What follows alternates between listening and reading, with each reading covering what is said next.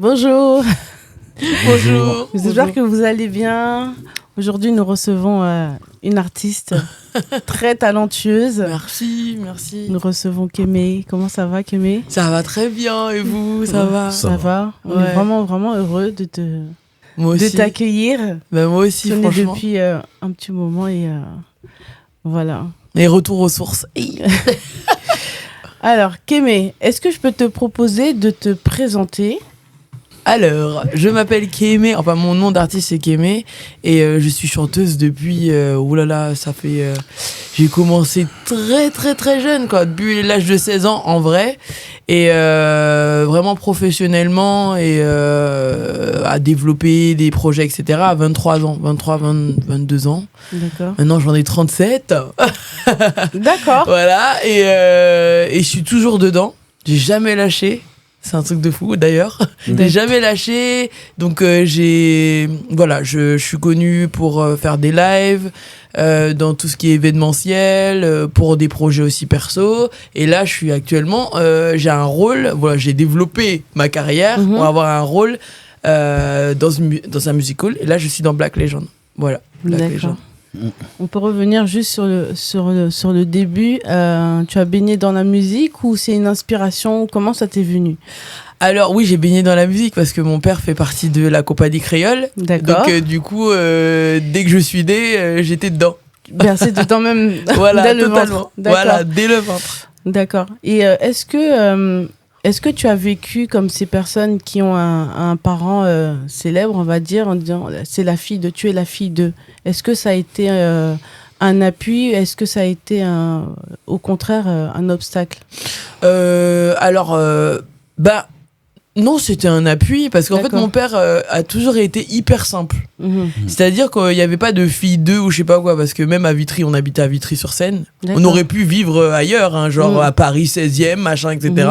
Il a décidé de vivre en banlieue avec ma mère, de rester simple, d'avoir une vie normale, entre parenthèses, et de nous élever aussi dans des conditionnements, entre parenthèses, hyper simples. Voilà, de pas dire à tout le monde qu'il fait partie de la compagnie créole, d'être normal en fait. D'accord. Donc voilà, les gens ne savaient pas quand je suis rentrée dans la musique que j'étais la fille de José Sebeloué de la compagnie créole, parce que pour moi j'avais pas d'intérêt à dire ça. C'est-à-dire que mon chemin m'a toujours élevé comme ça. Mon chemin, c'est mon chemin et je dois le construire. Voilà. Et c'est vrai en plus que t'as jamais mis ça en avant. Jamais. Ouais.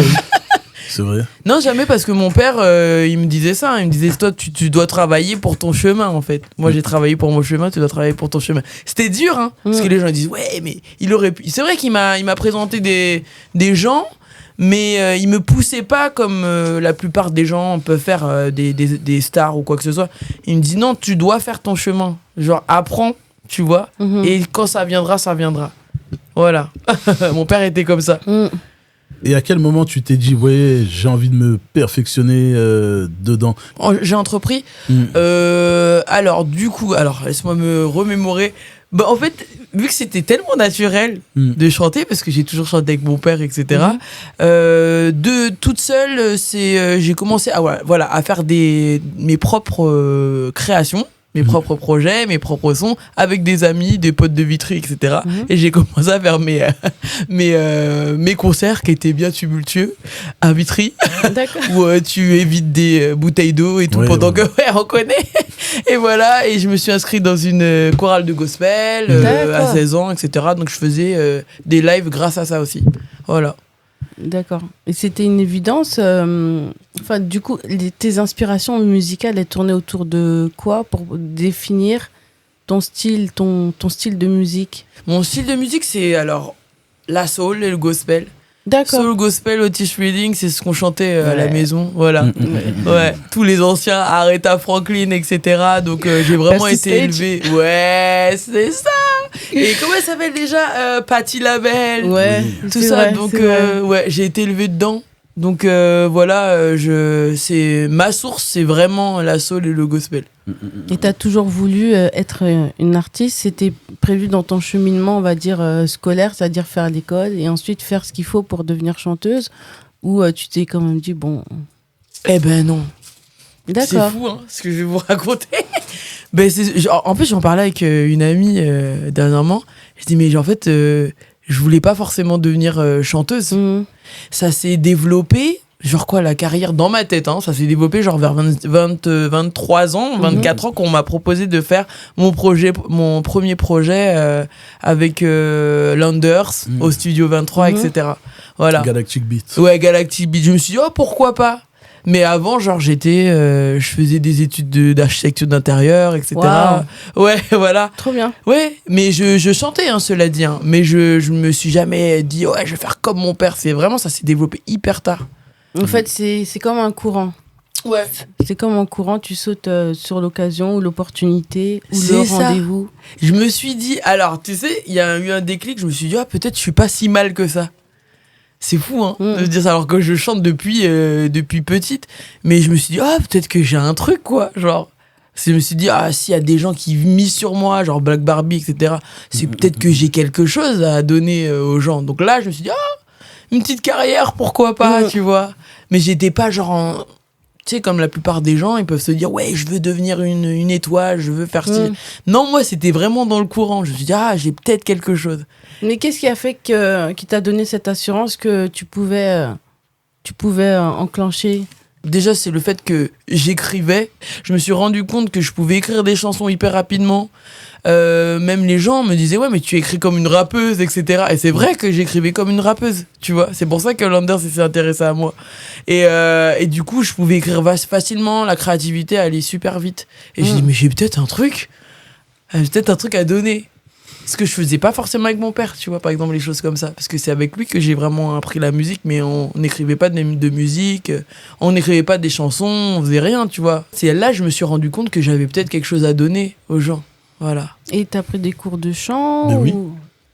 Je pose la question. Ouais, Pourquoi? non, Parce c'est que c'est intéressant. vrai qu'il y a des chanteuses qui se rendent compte de leur don et qui s'appuient juste sur ce talent.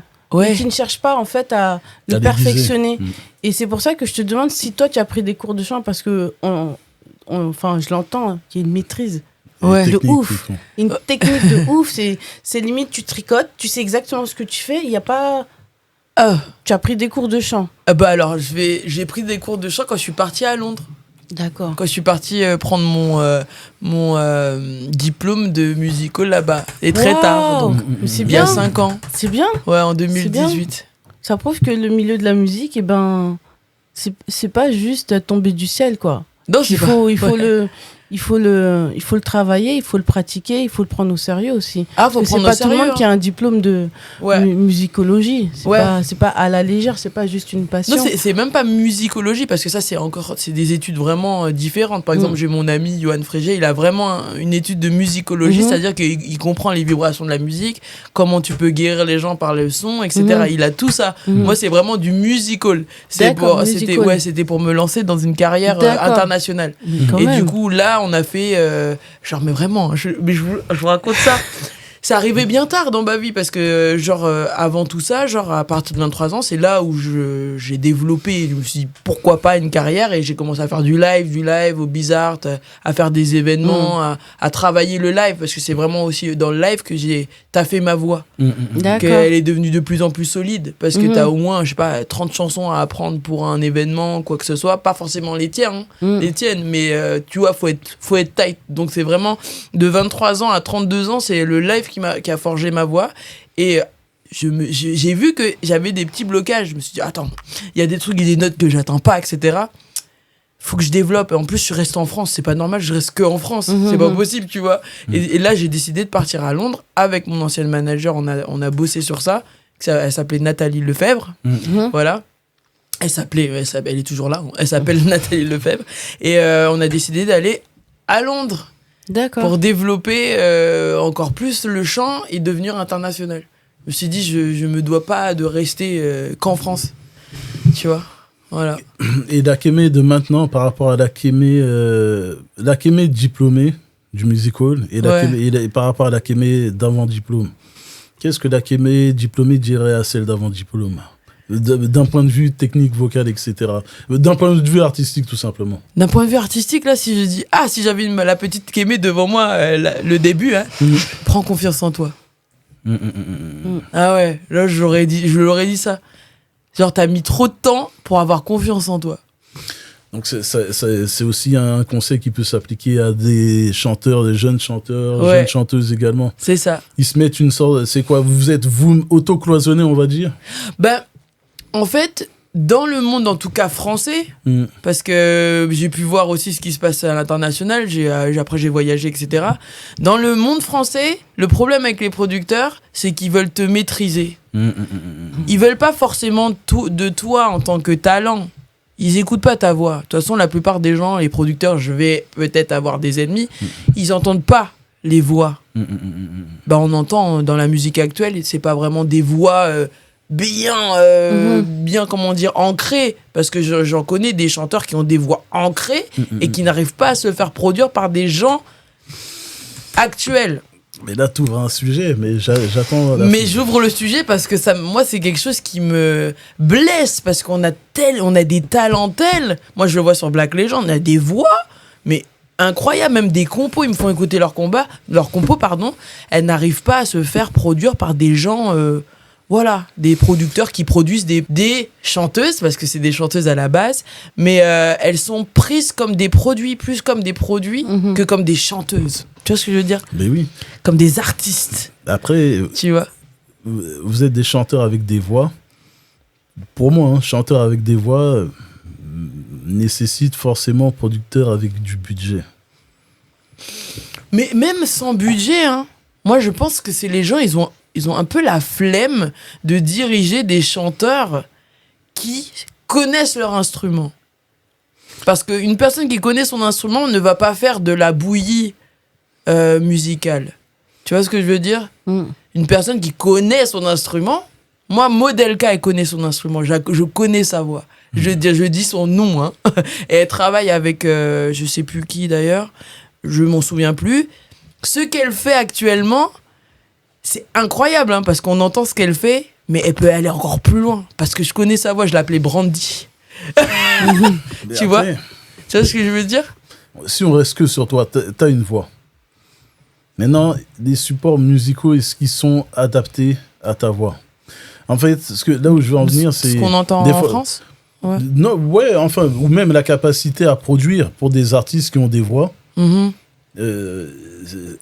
Ça va être dur de venir avec un logiciel que je sais pas, Ableton ou VFX Studio ou bien j'ai oublié Logic. Pour moi, il faudrait que limite, si j'avais à produire une artiste comme Kémé, il faudrait des orchestres, des icônes. Ouais, des icônes, des gens qui connaissent la musique. Ta voix, elle doit être intégrée dans ce qui est organique ou alors mettre des beatmakers, mais dans des grosses conditions de studio. En fait, il faut vous produire un peu comme on produirait un album à la vue de Bruno Mars. Ouais. Bah alors, là, tu vois, j'ai encore un autre sujet. Dis-moi, quel beatmaker connaît la musique? C'est lire des comment on appelle ça déjà? Des partitions? Des partitions. C'est lire des choses. Il y en a pas des masses, mais il y en a. Généralement, ceux qui font ça savent jouer d'un instrument de base. Ouais, mais il y en a. Mais il n'y en a pas beaucoup. Dans le monde urbain, non? Il y en a beaucoup. Maintenant, oui, il y en a beaucoup, mais après, il y a ceux qui viennent du rap. Et ça, ce sont des gens qui sont autodidactes. Ouais. Et généralement, ils connaissent pas de solfège ni quoi qu'est-ce. T'as ceux qui jouent d'un instrument, qui sortent du conservatoire, mais après, qui n'ont pas forcément les codes du rap. Qui peuvent te faire des sons qui sonnent rap, mais qui n'auront pas l'authenticité du rap. Et qui sonnent soul. Oui, il y en a qui peuvent faire ça, oui, ils peuvent le faire. Mais moi, j'en suis sûr qu'il y en a un. Mais est-ce qu'ils ont pas la flemme de produire ces genres d'artistes? Parce que ça demande beaucoup de boulot. Tu vois, je sais pas. Après, il y a le facteur argent, je pense, qui joue beaucoup. Il y en a qui produisent en espérant avoir des singles d'or, des albums de diamants. Oui, mais c'est pour ça qu'ils font des multiplicités d'une artiste. Par exemple, Aya Nakamura a sorti son style. Les gens, au lieu d'aller plus loin, de se dire on va faire des genres de personnes qui vont amener leur art, ils vont faire des multiplicités d'une artiste. Par exemple, il y a Aya Nakamura et t'as plusieurs petites multiplicités derrière. Ouais, parce que c'est l'industrie qui est comme ça. Là, c'est l'industrie. Mais après, je pense que s'il y a une artiste terrible, ou un artiste à voix qui arrive, Je pense, hein. C'est terrible. Ils forment pas d'icônes, ils forment des clones. Ouais, mais oui, mais ça touche. Mais la musique, Au State aussi. l'industrie, c'est beaucoup ça. Oui, mais au State, t'as quand même des gens qui ont leur voix. Même s'ils font des genres de... Oui, clones de quelque chose. C'est pas des copies Wish de quelque chose. T'as une artiste comme Aya, mais t'en as qu'une. Oui, t'en as qu'une. T'en as pas une autre qui est au même level qu'elle. T'as des sortes de dérivés, mais ils seront jamais au niveau d'elle. Mais c'est ça moi, c'est ça qui me chagrine, c'est les dérivés. Les gens, c'est-à-dire ils peuvent avoir une artiste de fou devant eux, mais vu que Aya Nakamura marche, au lieu de voir l'authenticité de l'artiste qu'ils ont et de développer son authenticité dans son style, ils vont dire « Ah non, tu vas faire ça ». Et si tu tombes avec une personne qui veut devenir célèbre et qui ne voit pas son art à elle, bah, ça va devenir une pâle copie de quelque chose. Et à la fin, quasi toutes les chanteuses qui partent dedans, qui n'ont pas de personnalité, ben, elles arrêtent avec la musique. Elles ne veulent plus entendre parler. Le manque de personnalité joue aussi. Oui. Tu vois ce que je veux dire ? C'est un débat, ça. Ben, du coup, à choisir, si on te proposait la pilule bleue ou la pilule blanche, rouge, c'est-à-dire, on te propose de grimper au au hit, à cartonner, mais on dit par contre ta personnalité là, tu l'écrases, tu fais exactement ce qu'on te dit. Ou alors, le même chemin que tu fais là actuellement, lent mais sûr. Artiste lent, malléable. Mais sûr. Si on te demande d'être une lent artiste, mais sûr. Sans hésiter. Ah ouais. Mais je suis d'accord. Moi c'est peut-être pour ça que j'ai pas évolué comme on me disait que j'aurais pu. Vraiment, j'avais vraiment Universal, j'avais My Music, j'avais plein de gens qui voulaient me signer. Hein. Mais vu que je refusais d'être étouffé par, on va dire, le machisme, le machisme hein. Dans la musique, ce truc où on veut te diriger, etc. Ben voilà, quoi, j'ai fait mon choix. Est-ce que tu as eu des propositions indécentes ? Mais bien sûr. Parce qu'on voit ça dans les films. On a vu, dernièrement, j'ai vu le TikTok de, je sais plus comment elle s'appelle, la chanteuse de Jennifer Lopez, qui remonte, qui a dit qu'en fait, le gars avec qui elle était lui a proposé de coucher, d'embrasser juste avec la langue, juste ça. Elle a dit non, il a dit tu fais ça, sinon tu reviens plus. Ah, mais non, ça existe. Donc tellement. là, c'est l'ombre totale, tu vois. Mais on voit ça dans les films. Mais est-ce que c'est vrai ? Est-ce que c'est du fake ? Est-ce que c'est une réalité ? Mais c'est vrai, c'est tellement pas fake. Les femmes, c'est très dur d'être une femme. Et encore, nous, on n'a pas l'industrie américaine. C'est encore à notre DD. Hein P. Diddy, tout ça. Non, je rigole. Ouais, c'est encore à notre délire. En France, il y a ce truc où t'es une femme, tout de suite, tu vas soit être considéré comme un objet, soit faut que tu sois l'objet qui va séduire les hommes, ou si t'as envie d'aller plus loin, quelqu'un va te promettre, il faut coucher avec la personne. Soit tu couches, soit tu deviens la timbre de quelqu'un, et tu montes, et il y a beaucoup de chanteuses qui sont comme ça, mais elles vont jamais en parler, parce que souvent, c'est les chanteuses qu'on connaît et qui sont dans le highlight. Ou sinon, tu te maries avec ton producteur. Ouais. Maria Carré. Carré. Pourquoi tu vas loin ? En France, il y en a qui ont fait ça. En France, il y en a qui ont fait ça. Ah oui, La plupart des meufs que tu vois qui sont encore là, c'est qu'elles se sont mariées avec leur prod. Voilà, au soit final. prod studio, soit réalisateur de clip. Parce que le producteur, il va... mais vraiment véridique, hein, je l'ai vu. Et même, bon, je dirais pas le nom, mais j'ai eu une conversation où la personne me disait ouais, mais moi je te ferai jamais confiance tant que tu te maries pas avec moi, tant que tu te mets pas avec moi, etc. Ouais. Comment ça tu me ferais jamais confiance ? Tu crois que je fais des GAV de 8h à minuit en studio pour le plaisir de mes cheveux ? Non. C'est que parce que j'ai une passion, c'est la musique. Donc t'inquiète pas, tu peux me faire confiance. T'as pas besoin de mon corps, t'as pas besoin de coucher avec moi pour. Mais au final, est-ce que c'est pas la vraie définition ? Parce que on choisit d'être un produit ou pas en tant qu'artiste. Attention, c'est dur. Un produit n'est plus un artiste. Hein. Ça, c'est mon point de vue. Un produit, à partir du moment où t'acceptes d'être un produit, t'es plus un artiste. Ouais. T'es un produit. Bah après, tu peux allier les deux. Mais il y a des gens, ils arrivent à... Tu vois, par exemple, moi, Jasmine Sullivan, je la respecte de fou. Parce que dans son histoire, elle a dit le jour où l'industrie me bouffe, je pars. Elle a fait exactement ça. Oui, mais c'est une artiste. Pour moi, c'est une artiste. Non ouais. Mais j'ai kiffé. Et elle le sait, que l'industrie américaine peut te bouffer et enlever ton âme.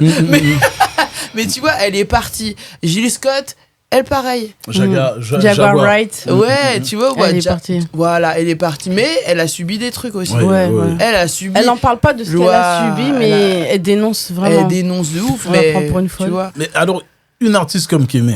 Oui. Qu'est-ce qui manque pour l'exposition ? Est-ce qu'il faudrait une industrie parallèle, une industrie indépendante, visible, pour soutenir des artistes comme des artistes tout court ? Pour ma carrière, tu veux dire ? Oui, que ce soit au niveau des médias, au niveau de... Il y a des distributeurs, il y a une partie professionnelle de l'industrie indépendante, mais est-ce qu'il manque quelque chose ? Est-ce qu'il y a suffisamment de médias ? Je sais qu'il y a des médias comme celui de Barbery, Diva, qui essaie de mettre en avant. C'est aussi ça, tu vois. Moi, Barbery, je le kiffe, hein, c'est mon frérot, hein. Mais j'ai toujours pas été invité dans... Barbery, qu'est-ce que tu fais ? Dans ces interviews. Mais voilà, tu vois, là on lance le SOS, tu entends Barbery. Non, c'est vrai, mais il me connaît, de toute façon, moi je suis quelqu'un d'honnête, je suis quelqu'un de franche, et bon, je le dis là, mais moi j'adore son média et tout, mais pareil, tu vois, mais peut-être parce que aussi je me suis un peu éloignée de l'industrie, parce que maintenant je suis dans le théâtre, je suis actrice, chanteuse, etc. Donc je suis dans un truc différent. Mais quand je sors mes projets, tu vois, j'attends que mes gens qui m'ont connu sortent mes trucs. Bah non. Il y a aussi, on parle R&B, VR. Ouais, VR, ouais, je le kiffe. Voilà. Mais VR, il m'a soutenu. Il y a plein de médias qui... ouais. Donc ils existent, ils sont visibles, il faut les soutenir, il faut... On parle R&B. Voilà, il faut une synergie entre les artistes. Est-ce que tu te considères comme artiste indépendante ? Moi, je me considère comme artiste indépendante parce que vu l'argent que j'ai dépensé pour les Mais voilà, moi, je pense qu'il manque un ingrédient dans ce que je fais. Et je fais mon analyse souvent en tant qu'artiste indépendant. Je me dis, bon, parce que je blâme pas les... ah ouais, j'ai pas fait de tube, Bon, il y a Mon Royaume qui a marché... Genre il y a même pas 24 heures, j'en parlais encore. Ouais, voilà. Ouais, il a dit c'est ton...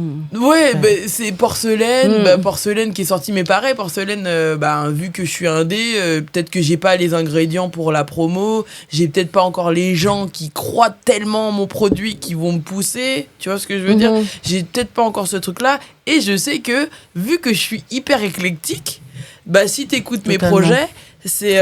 ouais, voilà. Voilà, et moi, je pense que ce qui me manquerait... pour peut-être péter, mais en vrai, t'as vu, je crois que je suis vieille, maintenant péter, je m'en fous, ce qui compte c'est de vivre de la musique.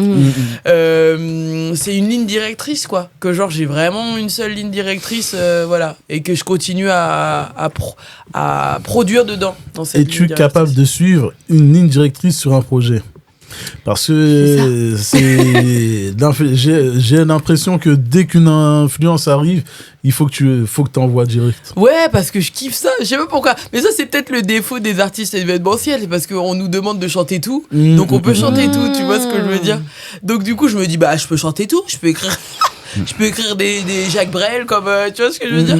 Et en fait finalement non, il faut aussi être identifié. Et ma base c'est Mon Royaume, genre ma base c'est de la soul, ma base c'est R&B, c'est les genres le type à la Monsieur Nov. Donc moi je pense que ce qui ferait peut-être de moi quelqu'un entre parenthèses qu'aimer, c'est de sortir des projets consécutivement dans la même ligne directrice et ensuite vraiment consolider une base fan. Les gens qui vont me suivre et qui vont rester avec moi, tu vois, genre voilà. Un peu comme Taï Café, Taïki. Parce que si on prend ton titre, Mon Royaume, et là sur ton dernier projet, Ruby, il y a un titre qui dansé, qui sonne un peu caribéen. C'est dans un champ lexical sonore. Ouais. Mais c'est pas du tout la même couleur. Bah oui, c'est pas du tout la même couleur. Le seul morceau qui ressemble à Mon Royaume, c'est Moment présent. C'est ça. Ouais. Il ressemble à Mon Royaume, celui-ci. Ça sonne... et encore, je vais pas dire R&B, c'est un R&B, tu vois, c'est un R&B, mais... c'est de la New Soul, ouais, genre. Ouais. New Soul, moi, je suis plus dans ce truc-là, un peu comme Monsieur Nov. Voilà. Et même ta façon de chanter n'est pas purement R&B, c'est New Soul. Ouais, c'est New... Moi, je me considère comme une artiste New Soul R&B. R&B, si on parle de R&B français, je suis pas Ça te saoule, j'ai l'impression. Moi, quand j'entends tes morceaux, c'est comme ça que je te perçois. Hein. C'est que t'as pas envie d'être dans le cliché du R&B comme on voudrait l'entendre en France. Ça te gonfle carrément. Ah, ça me gonfle. Mais ouais, non, mais ça me gonfle. C'est vrai en plus. Hein. C'est vrai, en fait. Mais c'est peut-être une qualité ou un défaut. C'est que c'est vrai que je veux pas qu'on me catégorise. Moi, mon royaume, c'est mon titre que t'as fait préféré. Et t'aurais pu... T'as oscillé entre la kémé du R&B et la kémé du live. Ouais, non, c'est clair, et je sais que c'est volontaire, donc j'ai pris le morceau comme tu l'as donné. Bah après, il n'y a pas eu vraiment de suivi après mon royaume, parce qu'il s'est passé trop de trucs. Oui. Après, on aurait pu, hein, parce que je te dis, après mon royaume, il y a vraiment Universal, il y avait, j'allais signer avec, comment ils s'appellent, ceux qui font les francopholies. Mais en fait, ils voulaient me signer pour faire une tournée, etc. Mais après, il s'est passé trop de trucs. On parle... On a le droit de dire des noms, là, ici, ou pas? Si c'est assumé après... oui, alors donc, il s'est passé trop de trucs avec Caris, avec Landers, avec Galactic Pete, avec tout ça. Donc, du coup, ma chance, elle est un peu passée. Et puis, il s'est passé d'autres trucs que moi, je savais pas. Et du coup, les choses... on a eu un chemin qui s'est séparé. Du coup, c'est vrai qu'à ce moment-là, j'avais pas d'équipe pour pouvoir continuer dans ma lancée. C'est bien plus tard, du coup, en 2000... quand est-ce que j'ai sorti Perspective ? J'ai sorti Perspective, genre, 2-3 ans après. Mais j'étais un peu perdu parce que là, je commençais vraiment à devenir une artiste indépendante. À 100%. Donc voilà, quoi. Après, c'est vrai que tout le monde me dit, ouais, mon royaume, c'est mon préféré. C'est en 2012 qu'il est sorti. 2013.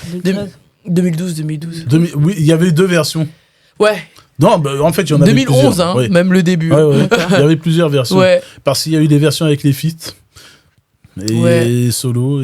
Ouais, c'est ça. Ouais. Et du coup, maintenant, alors, on est en 2024. Et c'est vrai que d'être toujours identifié à mon royaume, je suis là, qu'est-ce que je fais ? Je fais vraiment encore un projet où il n'y a que mon royaume, parce que les gens ont oublié, tu vois. Ou sinon, je vais lancer mon propre type jusqu'à temps que les gens adoptent ce que je suis maintenant, tu vois. Donc c'est à savoir. Mon royaume, c'est plus qu'aimer ? C'est une partie de toi ? Si, c'est toujours moi. Ah non, ce morceau-là, il est... Ah oui, j'ai... Tes collègues, hommes ou femmes, chanteurs, chanteuses, qui sont autour de toi, avec lesquels tu as pu partager des scènes ou des événements musicaux, ils connaissent ce titre, Mon Royaume, et ils connaissent ce que tu as fait ensuite. Où c'est qu'ils te situent, eux ? C'est quoi qui revient le plus ? Par rapport à leur dire ? Oui. Alors, mes titres, hein. Mon royaume qui revient tout le temps. Ah ouais, mon royaume, je crois que ça a marqué, hein. Même ceux qui viennent avec en live, par exemple, avec des groupes de Zico et compagnie, ils restent. Ouais, ils restent sur mon royaume. Ils adorent Porcelaine parce que c'est la partie variette que j'ai depuis très longtemps, tu vois, que j'ai pas forcément développée. Parce que je suis une fan d'Edith Piaf, sachez-le. Et en fait, ils apprécient ce que je fais, hein. Là, genre le dernier en date du 14 janvier, Ruby, donc le Péruby, il a été écouté, ils ont kiffé, mais il leur manque quelque chose, encore une fois. Et du coup, ils reviennent sur mon royaume. Donc moi, c'est bien, c'est un indicateur. Je me dis, on va refaire encore des projets, jusqu'à temps d'atteindre ce niveau de... tu vois, d'étonnement comme ils étaient avec mon royaume. Faut que j'arrive à reprendre ça, quoi. Même aller plus loin, mais reprendre ce truc où les gens, ils kiffent, quoi, tu vois. Il y a eu 2 EP. Ouais. Tout à l'heure, tu parlais de perspective. Ouais, alors celui-là, c'était parce qu'il s'est passé beaucoup de choses au Studio 23, où je travaillais plus avec Landers, où il y a eu tout ce micmac à Caris et tout. J'ai décidé de prendre tous les titres. Faut savoir, encore une fois, je faisais des gardes à vue là-bas à Studio 23 pour faire des sons. J'en ai dû faire au moins 20 ou 25. Du coup, j'ai pris tous ces titres et je les ai balancés sur SoundCloud. Donc, du coup, c'était un pré-projet, en fait. Tu vois, je savais pas comment faire. Je connaissais pas TuneCore et tout machin. J'ai balancé et j'avais beaucoup d'écoute, encore une fois, parce que j'avais des gens qui ont continué. J'ai encore des gens qui continuent à me suivre. Même depuis mon aventure avec Galactic Beat, tu vois. Et du coup, je me suis dit, mais Guy, tu vas pas rester que sur Perspective. Donc là, j'ai décidé de sortir plein d'autres projets. Il y a eu Jade. Ouais, Jade. Jade, EP 7 titres, qui est sorti en novembre. Oui. Novembre 2020. Oui, c'est ça. Le 13, exactement. Le 13 vendredi 13. Ouais, 13 novembre. Ouais. Qu'est-ce que tu peux nous dire sur cette EP? T'as enregistré chez Les. Ouais. Ah oui. C'est avec lui que tu enregistres la plupart de tes titres depuis. Oui, depuis. En fait, on est des amis. Je crois que ça fait 20 ans on se connaît. Voilà. Donc du coup, je me sépare jamais des gens, moi. Voilà. Même tous les clips, etc. C'est comme ma sœur, mon amie, c'est Sarah Yemoja qui travaille maintenant avec Chris Macari et Kemi Seba. Voilà, elle travaille avec Kemi Seba en ce moment. Et c'est ma sœur, quoi. On a traversé des choses ensemble. Et du coup, je lui ai dit, c'est toi qui vas faire tous les clips. Et jusqu'à présent, c'est elle qui fait tous mes clips. Donc Porcelaine aussi. Porcelaine, c'est elle qui a fait mes clips. J'ai aimé ce titre. Je me suis même demandé si c'était pas un titre où tu avais laissé parler tes émotions, parce que j'ai l'impression que ta voix, c'est ta carapace. C'est très rare, hein, parce que des gens, quand ils chantent, ils ont leur émotion. J'ai l'impression que ta voix, c'est une carapace, mais que dans ce morceau-là, Porcelaine, c'est pas la carapace, c'est toi, tes émotions, ton cœur, ton âme.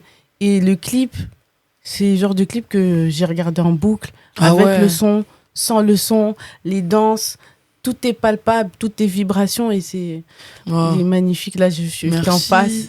Je l'ai écouté, mais je l'ai saigné. Mais je l'ai tellement écouté. Je me suis dit, ah là là, mais on se ressemble tellement. On peut pas nous canaliser. Tu sais, des fois, t'as tes moments où t'es grave tranquille. Et après, tu pars dans ton délire, tu cries dans ta chambre, on dit, mais qu'est-ce qu'il y a? Non, j'ai crié, c'est tout. C'est ça. Voilà. Donc, non, je me suis. Voilà, c'est mon morceau coup de cœur, Porcelaine. C'est un morceau qui parle d'hypersensibilité. Parce que je fais partie des hypersensibles. Donc, du coup, je l'avais écrit en 2012 et je l'ai enregistré en 2012 aux Trois Singes avec Les. Et je l'ai sorti qu'en 2020. Un ingénieur du son que j'apprécie dans l'ombre énormément. Et la lumière. Et Les, alors je fais de la pub pour lui parce que Les, pour moi, c'est un génie. Il est tellement humble. Il est d'une humilité. Il travaille avec Monsieur Nov. Donc pour moi, c'est deux génies ensemble. Et sa sensibilité au niveau de son écoute, sa rapidité, pour moi, c'est le meilleur ingé son. Ayana Studio, quoi. Allez-y, c'est un truc de fou. Ouais. C'est quelqu'un qu'on aime, nous, qu'on apprécie. Très patient. Et je l'ai connu par Sarah. D'accord. C'est Sarah, ma chérie, qui m'a mis en connexion avec Les, qui est aussi talentueuse au niveau du. Elle aussi, c'est l'image. Ah ouais, mais c'est un génie. Mais si je vous raconte là.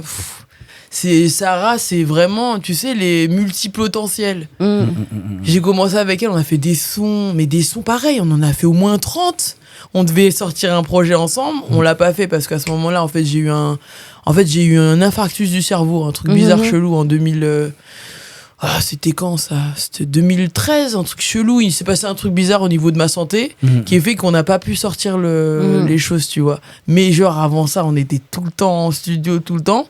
Et son rêve, c'était de devenir vidéaste. Et ben, elle est devenue vidéaste. Ouais. J'ai jamais vu une. Elle a même réalisé des clips pour des gars de Mitri, hein. Elle avait fait un rappeur Hichem. Je suis pas féministe, hein, mais je trouve que les vidéastes femmes, elles sont fortes. Il y a un truc, il y a toujours un truc. Il y a une sensibilité en plus. Exactement.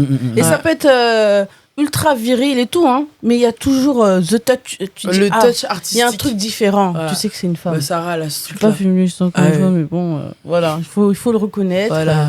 Yemoja. Bon, c'est en tout cas, petite parenthèse. Mais oui. Donc, tu as dit que tu travaillais avec les mêmes personnes. Jade, tu te rappelles dans quel contexte tu avais bossé cette EP? Alors, j'ai commencé en 2019 et je me suis dit, il faut que je sorte mon côté aussi hip-hop. Et moi, j'adorais, à ce moment-là, j'étais à fond sur Kanye West. Et j'écoutais en boucle son album Jesus, tu vois. Parce que je suis chrétienne et tout. Chrétienne, yogi, enfin, je fais plein de trucs.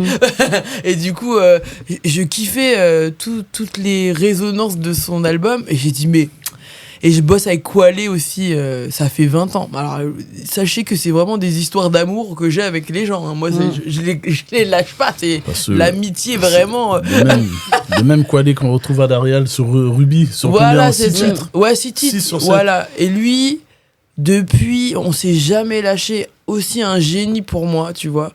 Et je lui dis, hey, faut qu'on fasse un son à la Kanye West pour Dieu qui donne, tu vois. Et je lui envoie les influences et il m'a fait un truc. Pour moi, Dieu qui donne, j'adore. Voilà. Ça, c'est même parti en Allemagne, j'ai eu des gens qui m'ont envoyé des messages, des quinries, qui me disaient que c'était Dieu qui donne, c'était leur chanson qu'ils écoutaient le plus, parce que je pense l'influence de Kanye West. Mais t'as été écouté dans plus de 60 pays. Ouais. C'est très fort, ça. Ouais. Non, ouais. Je suis fier. Ouais, je suis fier. Ben oui. Mais même mon royaume, il est parti dans une radio à New York, c'est genre à la Nubian, c'était. Yeah. Genre, j'ai eu des quinries même qui me suivent maintenant sur Facebook qui ont kiffé mon royaume. C'est réconfortant. Bah oui. De voir qu'il y a des gens que tu ne connais ni d'Adam ni d'Ève qui aiment ce que tu leur proposes. Ah ouais, non mais ça fait du bien.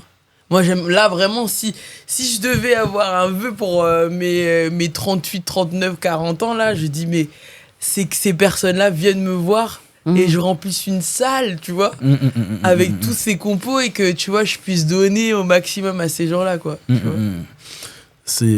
Est-ce que c'est pas la meilleure récompense qu'un artiste puisse avoir de toucher comme ça, en Allemagne, en Suisse, aux États-Unis? Ah oui. Il n'y a pas de meilleur. Je pense que ça parle de tout ça. C'est le contraste ou le paradoxe, c'est que quand tu es connu à l'international avec des résultats platine et tout le reste, tu t'attardes pas sur les quelques.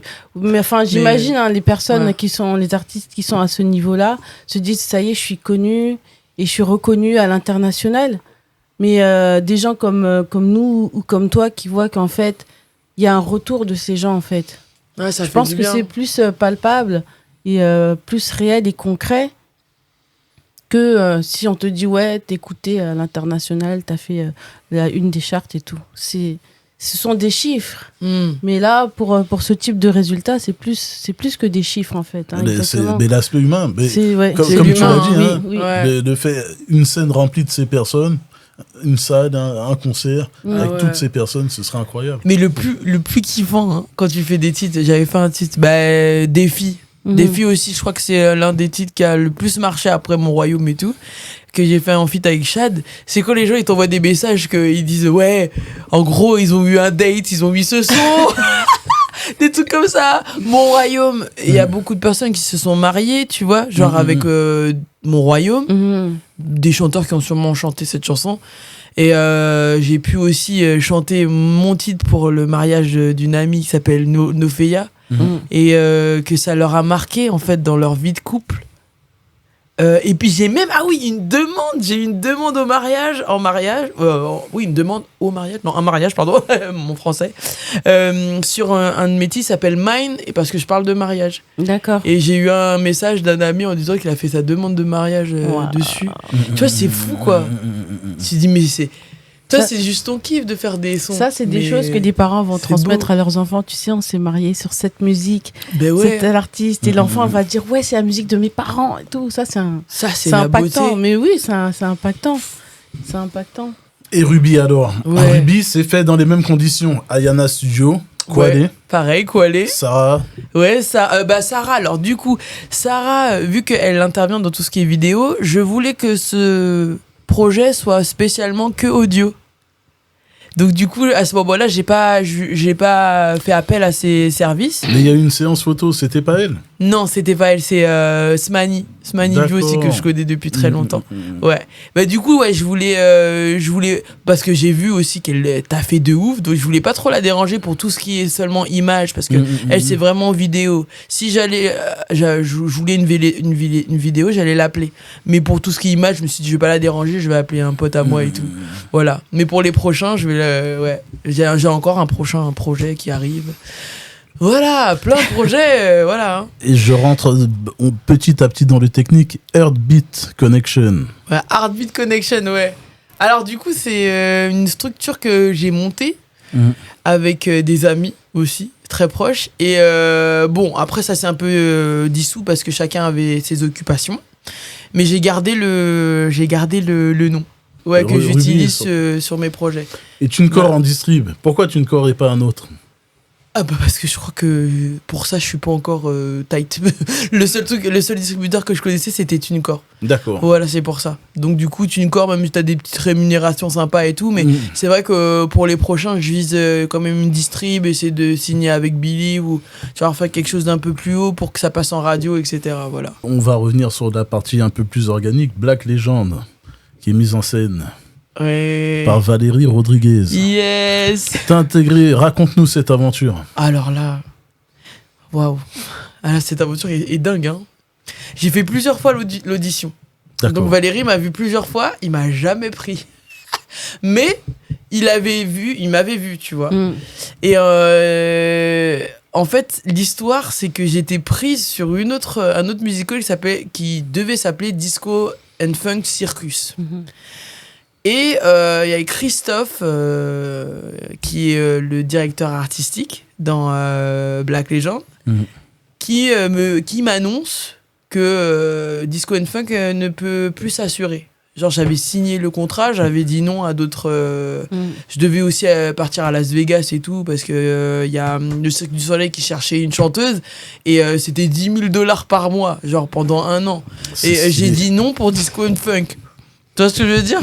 Ça a dû faire mal quand t'as dit que... j'ai dit Christophe, pardon. Christophe Jean-Bois, si tu m'entends. J'ai dit Christophe, hein, il faut me chercher. Il faut me trouver quelque chose parce que là, genre mes cachets et tout ça, je vais peut-être perdre mon intermittent. J'étais à la Folie Douce à ce moment-là. Et il me dit, ouais, t'inquiète pas et tout, je veux voir et tout pour toi. Et Black Legend devait se faire du coup en octobre. On est en juillet. Il me dit, écoute, j'ai parlé de toi à Valérie Rodriguez. Il faut que tu envoies des vidéos parce qu'il cherche une swing. Une swing, quand il dit swing, c'est quelqu'un qui peut courir tous les rôles féminins. D'accord, ok. Du coup, envoie Think, envoie I Will Always Love You et No More Drama. Donc du coup, je fais auditions à distance. Je fais les vidéos et tout. J'envoie à Valérie, il dit bon Valérie et tout, il me connaissait déjà hein, Valérie, hein, mais on n'était pas aussi proches il y a 2 ans que maintenant. Ouais, c'est mon grand frère maintenant. Et du coup, je lui envoie le truc, je fais bon bah j'espère que ça va aller et tout. Il me dit écoute, j'ai quelque chose à t'annoncer. J'ai dit oh là, il va me dire que c'est mort et tout. Il me dit écoute, je pense que tu vas faire le rôle de Marie. Donc tu vas pas faire la swing, tu vas faire le rôle de Marie parce que No More Drama, c'est ce qui l'a marqué le plus. Donc l'émotion que j'ai mis dedans, il me dit bah tu vas faire ce rôle-là au lieu de faire le swing de tous les rôles. Et voilà, et du coup j'ai su ça le 27 juillet et on partait le 5 septembre. Donc j'ai eu 1 mois et demi pour me préparer, et, répétition et tout. Quand la nouvelle elle est tombée, est-ce que tu te rappelles de comment tu as pris la nouvelle et comment tu as réagi? Ah ouais, mais j'étais contente, j'ai fait wow. Non, j'ai dit le Seigneur, non, j'ai dit merci Seigneur. Non mais c'est vrai, hein. Je me suis mis à genoux, j'ai dit mais c'est quel miracle encore? Parce que la plupart j'ai eu que des miracles, des trucs comme ça quoi. J'ai dit mais merci, Dieu est bon, il est bon quand il t'entend. Amen. Voilà, non pour de vrai, hein. Je fais la propagande de Dieu. non vraiment. J'ai dit Seigneur mais merci quoi, l'opportunité de ma vie parce que après l'Angleterre il y a eu le Covid et je venais d'avoir mon diplôme de musical tu vois, et là bam shut, ils ont tout jeté, rien, plus de théâtre, plus rien du tout. Plus de spectacle pendant 2 ans. Donc j'ai perdu 2 ans de ma vie, tu vois. C'est chaud. J'ai repris du poids. J'étais secrétaire administratif, des trucs, tu vois, genre que tu fais pas, quoi. Quand t'es artiste et tu vis ta vie, tu vis de l'art. Et j'ai dit, Seigneur, enfin,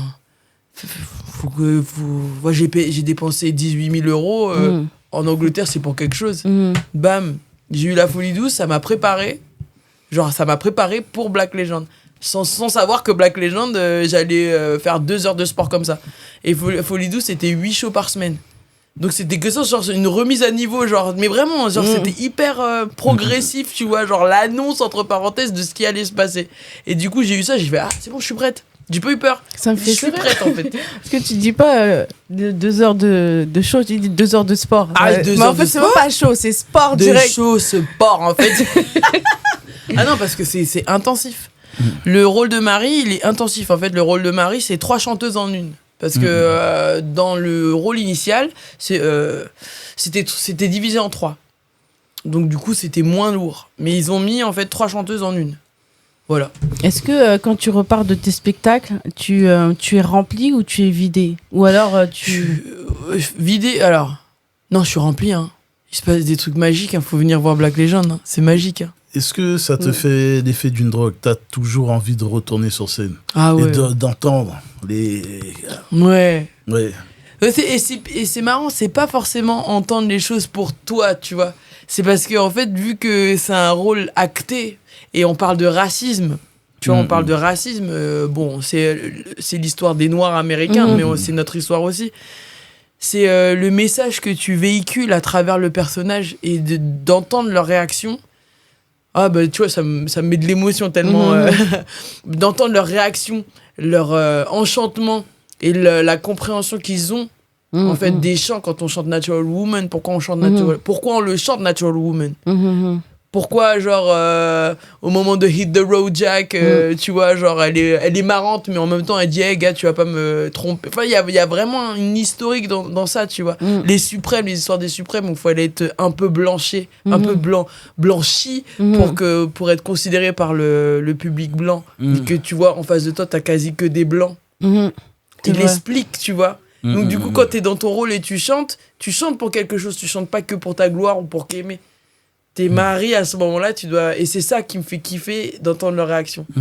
Par rapport à ça, est-ce que vous avez eu des retours de personnes qui, justement, qui découvrent et qui n'avaient pas compris les messages? Est-ce qu'il y a des gens qui ont découvert des messages à travers, justement, la mise en scène? Oui. Vous avez eu des retours là-dessus de personnes, ah, on savait pas que c'était ça, que... Oui, que c'est éducationnel. Oui, il y a eu des retours de personnes qui ont dit... En gros, ouais, putain, le racisme, c'est con. Il y a des personnes qui ont vu l'histoire de leurs ancêtres, entre parenthèses, parce qu'on commence avec l'esclavage, on commence dans les champs de coton, on commence avec les esclaves avec c'est les chaînes, tu vois. Il n'y a pas de pendu, mais à un moment, on parle du pendu dans Strange Fruit de Billie Holiday, où elle parle de ce fruit étrange qui pend dans les... Voilà, tu vois. Et ben les gens, ils sont touchés. Et ils disent, ouais, c'est quelque chose à voir, c'est époustouflant. Ils ont cette émotion, les spectateurs, ils le disent, hein. C'est de A à Z, ils comprennent des choses, ils passent par des émotions, ils comprennent un peu maintenant le message et pourquoi le racisme, c'est con et ça devrait plus exister, tu vois. Ouais. Et la souffrance aussi des Noirs, et qu'on le vit encore, et qu'on n'est plus censé le vivre. Tu vois, ça m'interpelle parce que ce sont des musiques qui, si ces musiques n'auraient pas existé, il n'y aurait pas de rap. Ah, ben voilà. Ben oui, il y a du rap à la fin. Il n'y aurait pas de rap. Il y a du rap à la fin. Ouais. Et quand je vois ce que le rap est devenu maintenant, et quand c'est tellement loin de ses racines, ça m'interpelle beaucoup. Ben là, t'as parlé, là. C'est vrai, hein, quand tu vois qu'en fait, le rap, c'était pour dénoncer encore les problèmes sociaux. Et on le dit dans Black Legend à la fin, vu que c'est le rôle de Marie qui le dit. Du coup, on parle de cette discrimination sociale, cette pauvreté. Du coup, l'esclavage a pris une autre forme. Et bam, il y a le truc du hip-hop, où le hip-hop, c'était l'issue de secours de la génération pour pouvoir dénoncer ce qui se passait. Tu vois. C'est vrai que je respecte grave Kerry James. Parce qu'il envoie encore, il a encore des messages super profonds, tu vois. Donc, Théâtre Bobino, Black Legend, Valérie Rodriguez. Ouais. Faut venir voir. Faut venir voir. Mais même et nous artistes, viendrons regarder on viendra regarder. Par rapport à ta couleur de peau, est-ce que tu as vécu le pas assez blanche, pas assez noir? Est-ce que tu l'as vécu? Ah, ouais. C'est vrai? Oui. Toujours, tu vois, par exemple, les gens ils me disent, déjà, même aux Antilles, Il y a ce truc avec quand t'es chabine. Mais bon, on sait que le chabin, le terme chabine, c'est animalier. C'est animalier. Donc déjà de là, t'es pas fier de dire je suis chabine, tu vois ce que je veux dire. Et effectivement, dans ma famille, le colon a bien travaillé notre mind, où j'avais ma grand-mère qui me disait par rapport à ma peau, ouais mais toi tu vas pas sortir avec un noir. Hein. Ok. Il m'a déjà sorti ça, tu vas pas sortir avec un noir et tout, tu vas pas, ton mari ne sera pas noir. En gros, tu vas être avec un blanc, tu vas sauver la peau en fait. Et j'ai eu ce truc où tu vas sauver la peau des gens. Tu vois. Et moi, mon cerveau rebelle a dit, tu verras. Ah, mon gars, il sera noir comme 2 nuits collées. Tu vois. Alors là, tu vois. Et j'ai eu ce truc, oui, les yeux clairs, machin. Mais dans le monde de la musique. Ah, dans le monde oui, enfin... Dans le monde de la musique. Ouais, dans le monde de la musique, c'est je pouvais faire un peu la maghrébine. Ah, d'accord. Je correspondais à la métisse maghrébine. Je rentrais dans les trucs, tu vois. Je rentrais dans les... Il y a encore beaucoup de travail alors à faire dans le milieu de la musique. Ouais, aussi, ouais. Parce qu'il y a ce truc aussi, il faut que tu sois à peu près, tu représentes une métisse un peu... exotique. Ouais, exotique. Et encore, Aya Nakamura, grâce à Aya Nakamura, maintenant, les femmes noires ont plus d'importance. Les petites. Enfin, toutes. Elles sont... Elles s'identifient beaucoup. On a eu beaucoup de personnes, de filles qui ont dit oui, c'est qui ta chanteuse préférée? Aya Nakamura. Pourquoi? Parce qu'elle est belle, parce qu'elle est noire. Et en fait, ça venait, elle est belle, hein. Ça venait de la bouche de filles métisses, moins métisses, foncées, limite même asiatiques. En fait, elles étaient toutes touchées parce qu'elles se reconnaissent en elles. Contrairement à ce qui est relayé dans les gros médias, on vient souvent dire qu'elle est vulgaire, qu'elle apparaît vulgaire, c'est pas vrai.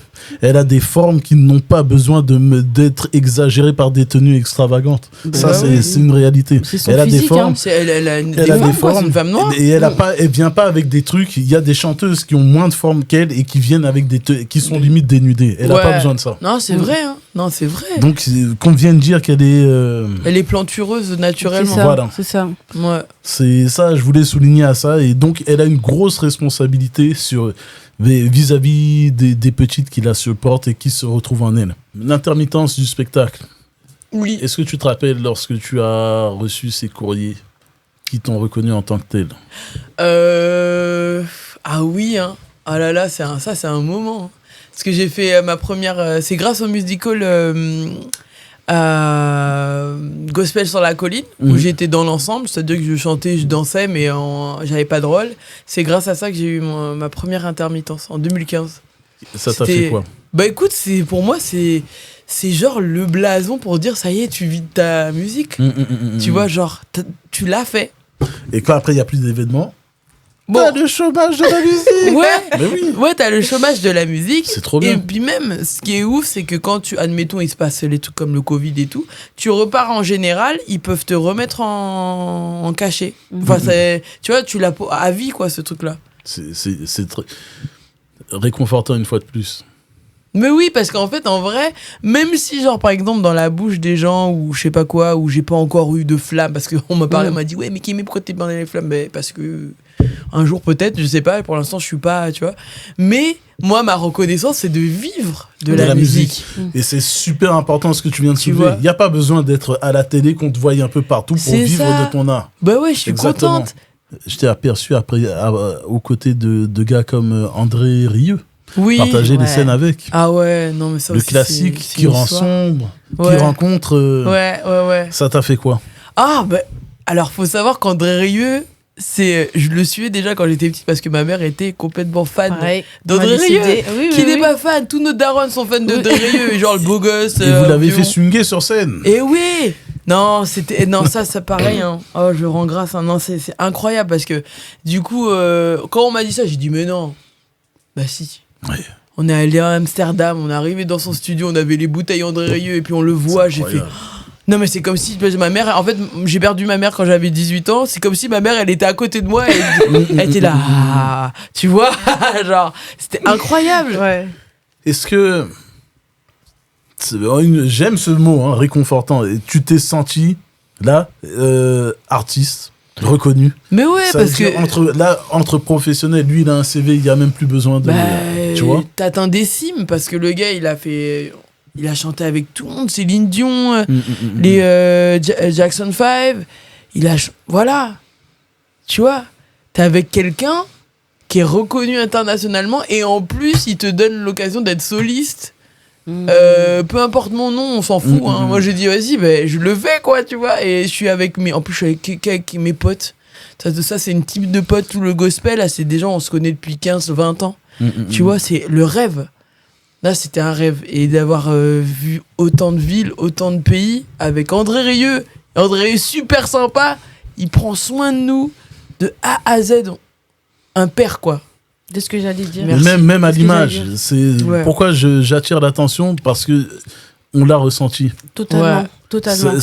À partir du moment où on ressent ça sur l'image, c'est que c'est pas de la comédie. Non, c'est pas de la comédie. Je connais pas ce monsieur, mais tu sens qu'il est entier. Il est gentil. Ouais. Tu sais, c'est là où tu vois, il y a différents grades, je pense, dans la musique. Il y a les gens qui essayent d'arriver, qui te font un tas de crasse, je sais pas quoi. Puis il y a ceux qui sont en place, enracinés, qui se sont faits et qui ont des valeurs, qui ont, peu importe l'argent, parce que le gars est millionnaire, machin, le gars il te considère. Tu vois, genre je me suis dit, punaise, c'est ça quoi. Le gars il a réussi et en plus de ça, dans son struggle, il prend les gens et il les prend comme ses enfants. Il dit, je vais m'occuper de vous maintenant. J'ai galéré, maintenant je vais pas vous faire galérer. C'est beau. Pour moi c'est ça la vérité. Oui. Tu vois, quand t'as des personnes comme ça qui sont loin et qui te considèrent. Et qui te considèrent comme une artiste. Il va jamais, tu vois, c'est ce que j'ai kiffé avec André Rieu, c'est que il te regarde, il sait que t'es chanteuse. Hein. Il va te dire t'es chanteuse, alors chante. Tu vois, genre, il va pas te mettre en dessous. Il dit, vas-y, je veux que tu chantes. Je t'ai pris dans mon truc, t'es professionnel, alors sois aussi professionnel que moi. T'anticipes ma dernière question, pour ma part. Il te sous-estime pas. Kémé, qu'est-ce que ça te fait, là, aujourd'hui, d'être professionnel? Oh, je suis heureuse. Non, vraiment, je sais pas quoi dire. Je suis heureuse. Et encore, tu vois, j'ai encore des trucs encore à dépasser et tout. Mais je suis heureuse d'être arrivée à ce point où je me dis, bah oui, je suis une artiste, quoi. Ouais. Je connais mon boulot, je peux faire ça, tu vois. Genre, par exemple, le track que t'as avant les scènes, bah écoute, je l'ai plus, c'est ouf. C'est vrai? En fait, c'est plus un track où genre, tu t'amoindris en disant, ouais, est-ce que je vais assurer? J'ai dit non. Dans ma tête, je sais que je vais assurer. Mais maintenant, qu'est-ce que je vais donner? C'est ça. Quand tu arrives à ce point-là de ta carrière, tu te dis, qu'est-ce que je vais donner? Je me considère comme pro. Je suis prête. Donner. Tu vois, je suis prête. C'est même pas... T'es pro. Parce que des gens autour, des gens comme André Rieu te reconnaissent en tant que tel. Ouais. Il n'y a rien de mieux. Ouais. C'est-à-dire que même quand tu doutes de toi-même, il faut essayer de ne pas oublier qu'autour de toi, des professionnels... t'appelles professionnel. Et c'est ça, en fait, c'est ce que je disais, tu vois, et que je parle pour tous les chanteuses et chanteurs. Ben, en fait, le doute, c'est de l'illusion. Doute pas. Je doute plus. Non, mais c'est un truc de fou. Quand les gens, même, tu vois, les gens du milieu, j'aime bien dire, ouais, mais toi, parce qu'ils m'ont connu quand j'avais pas trop confiance, parce que tu vois, t'es là. En fait, c'est pareil. C'est que quand tu veux courir un 100 mètres, si tu t'entraînes pas, tu vas pas avoir le 100 mètres en 10 secondes. Tu vois, donc c'est de l'action qu'il faut faire. Maintenant, je doute pas, je doute plus. Je sais que le 100 mètres, je peux te le faire en 5 secondes. Tu vois ce que je veux dire? Et c'est pas de l'ego, je te dis. C'est une réalité. C'est une réalité. Tu vois ce que je veux dire? Et j'ai dit, les chanteurs, le doute n'existe pas. En fait, le doute, c'est le manque de pratique. Pratiquer. Faut pratiquer. Faut aller au-delà. C'est important. Ouais, tu pratiques. Pratique. Il n'y a pas de doute. T'es fait pour ça. Si t'as un appel qui dit chante, c'est parce que t'es fait pour ça. T'es chanteur à la base. Faut y aller. C'est tout. T'estimes avoir pris les risques qu'il fallait? Ouais. Et j'ai encore d'autres risques à prendre. J'ai encore d'autres challenges, tu vois. Mais ouais, ouais. Ah ouais, chanter quand t'as plus de voix, là. Genre, j'ai eu des trucs comme ça où tu dois assurer le show, où tu dois chercher la technique vocale pour que ta voix sorte. Ben là, tu sais que que tu peux chanter. Tu vois. Avec quel artiste tu aimerais travailler, où tu dis, ouais, purée, c'est impossible, mais je kifferais trop, que ça soit en feat, ou en producteur, ou en compositeur? Alors, J'aimerais. Non, franchement, je kifferais faire un feat avec Zao. J'aime trop Zao. Je la trouve hyper authentique.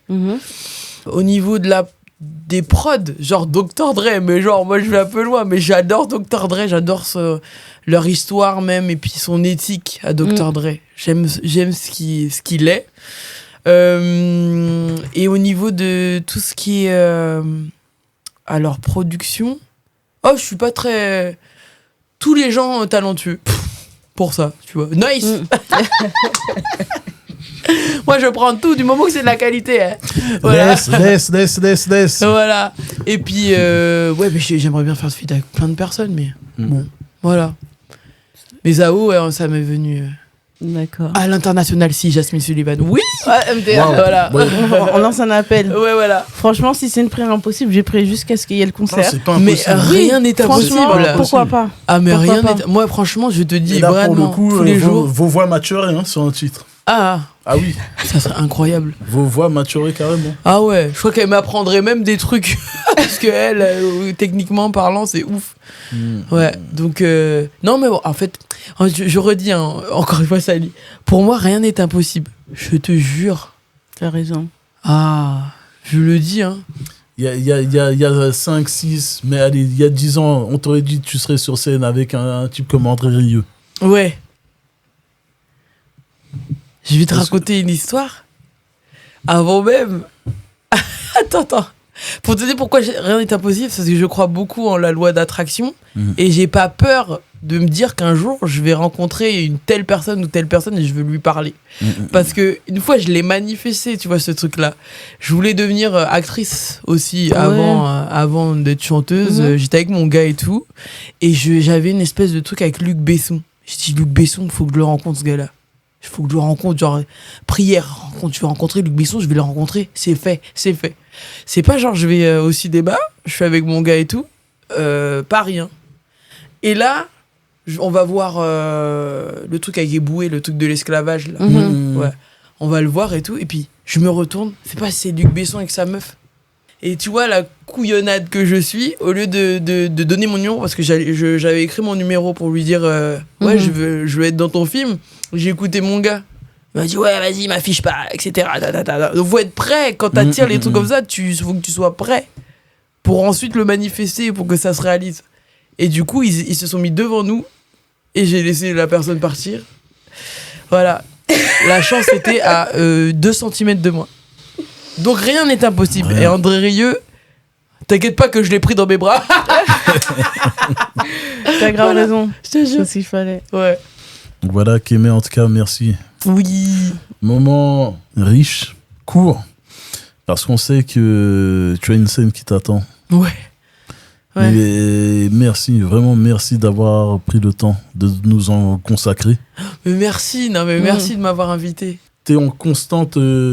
L'évolution. Oui. Alors la partie tôt, c'est quand je ferai l'Olympia et que je ferai... Pourquoi l'Olympia? D'accord, l'accord Arena. Et même ça, c'est petit. Avec un invité, de voilà, avec des feats comme Fali Bouba.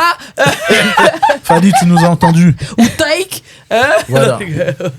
Non mais merci, franchement merci pour ce moment, parce que ça m'a permis de vous revoir et de parler de choses vraiment qui ont germé en moi, quoi, tu vois.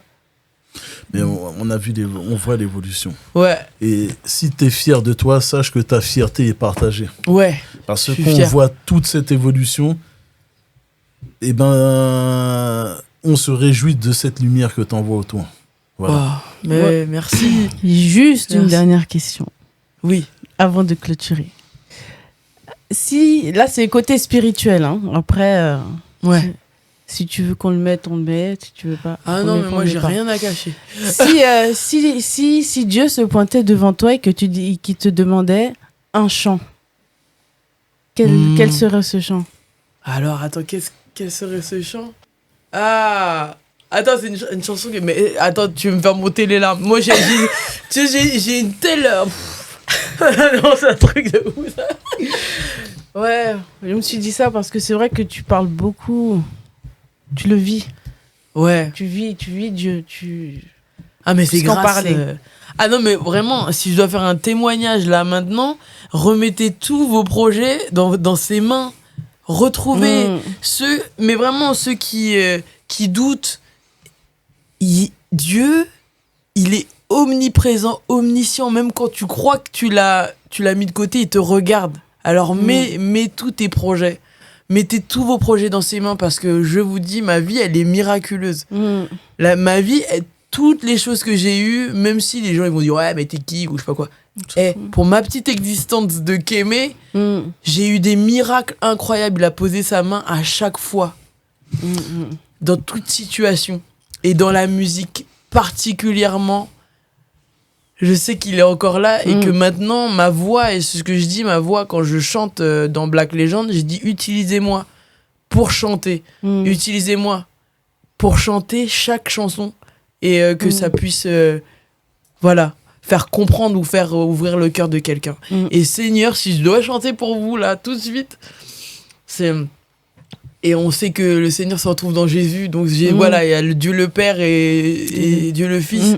Donc c'est Jesus, oh Lord Jesus, you save my soul, my heart. Jesus, oh Lord Jesus, you save my soul, my heart. Yeah, yeah. Incroyable. Voilà. Mais incroyable. Merci. C'est la chair de poule. Ah non. J'avais dit, j'aimerais bien que... On n'est pas là pour chanter. Ah ouais. C'est bon, j'ai incroyable. pas la voix hyper machin. C'est très très beau. C'est incroyable. C'est beau, je suis contente. Et Médès, il doit kiffer les séances d'enregistrement. Genre pour de vrai, c'est incroyable. Ouais, il me fait kiffer. Techniquement, le positionnement. Non, mais c'est surtout la dévotion que j'ai. Hein. Vous savez pas les professionnels. Non, mais la dévotion. Non, mais vous savez quoi? Non, mais vraiment, en fait, on peut parler de technique et tout, mais le cœur, hein, c'est le cœur qui fait tout. Hein. C'est vrai. Dire. Le cœur qui fait tout.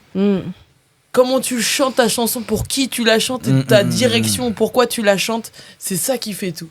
Parce qu'il y a plein de chanteurs techniques, hein. Mais pourquoi tu le chantes? Tu sais qu'avec ce que tu viens de dire, donc t'es consciente que t'as une grosse responsabilité. Mais oui. Mais je le sais, mais vraiment, on va prophétiser là, ça va devenir. Non, mais ça va devenir un truc évangéliste là. Non, vraiment, en vrai, non, vraiment, je le redis. Hein. Et je mets pas de. Je sais que c'est personnel, la spiritualité et la foi qu'on a. Mais en tant qu'artiste, quand tu réalises la lumière que t'as, pourquoi tu respires, pourquoi tu fais ce métier, tu sais que c'est pour Dieu. Et tu sais que chaque chose que tu dis, et je l'ai senti dans Black Legend, il y a plein de personnes qui me disent, quand tu chantes No More Drama, et ça parle de la violence conjugale, tu vois, eh ben, les gens pleurent. J'ai vu des dames qui pleuraient, des gens qui sont venus me voir, mais quand toi tu chantes, il y a un truc où les gens... Je sens du vent même, je sais même pas comment dire ça. J'ai pas d'ego parce que même moi, des fois, j'ai l'impression que c'est pas moi qui chante. En plus, elle est pas simple, hein, cette musique. Non, cette chanson, hein. C'est pas moi qui chante, je suis l'instrument. Je le sens, de plus en plus, je suis l'instrument. Et même dans mes projets, je vais aller dans ce sens-là. Et tes actualités, voilà. Du coup? Et mes actus, alors je vais bientôt sortir un projet qui s'appelle Améthyste, pardon. D'accord. Et qui est un projet super engagé parce que je veux parler de tout MeToo un peu, tu vois, genre des hommes qui harcèlent les femmes, etc. En feat avec IZA, Eloïcha, qui est aussi une artiste incroyable, chanteuse, qui chantait, chanteuse rappeuse, hein. Voilà, et il y a des titres incroyables qui parlent d'amour, qui parlent de développement personnel, et dedans, je vais peut-être vous faire une petite surprise, je le dis pas, mais il y a une surprise, voilà. Et j'ai fait un feat avec Templar, et ce projet-là, il a été produit par Templar. Voilà. Moi, je pense que nous reverrons avec tout ce beau monde. Ouais. Ouais, totalement. Ouais. Donc, Eloïcha, Templar, vous nous entendez, le signal est envoyé, regardez vers la ligne si vous voyez le logo de Batman. Voilà, c'est ça, je te jure. Et du coup, on est Mais il va sortir très bientôt. Hein. Vous allez voir, d'ici 1 mois, ça sort et on est en plein dedans. Et on veut faire quelque chose de beau. Celui-là, par exemple, Ruby, c'était vraiment un truc à part audio. Et Améthyste, voilà, je pose les pierres, en fait. C'est pour ça que ça s'appelle. Jade, Ruby. Ouais. Améthyste. Il y en aura d'autres. Il y a Saphir que je suis en train de préparer, Ambre et tout. Et ces différentes univers, toujours dans la même idée, Soul. Et c'est comme si je posais les pierres pour ensuite faire un album où. Voilà. Ce sera quoi, un gant avec toutes les pierres comme Thanos. Voilà, comme Thanos. Mais moi, j'aime. Franchement, c'est vrai, Thanos, il est chelou. Mais je trouve que le concept du gant avec les pierres et tout, d'infinité, je kiffe. Voilà, c'est pour ça que j'ai parlé de ça. Excellent. Voilà. Ok. Bon, bah merci beaucoup. Merci. Meggy, merci pour ton énergie, ta joie, ta lumière surtout, ta beauté d'âme. Merci. Et puis on se revoit bientôt, je pense. Suivez-nous. Ouais, à très bientôt, j'espère. À très vite. Ouais, merci beaucoup. Merci. À bientôt. À bientôt.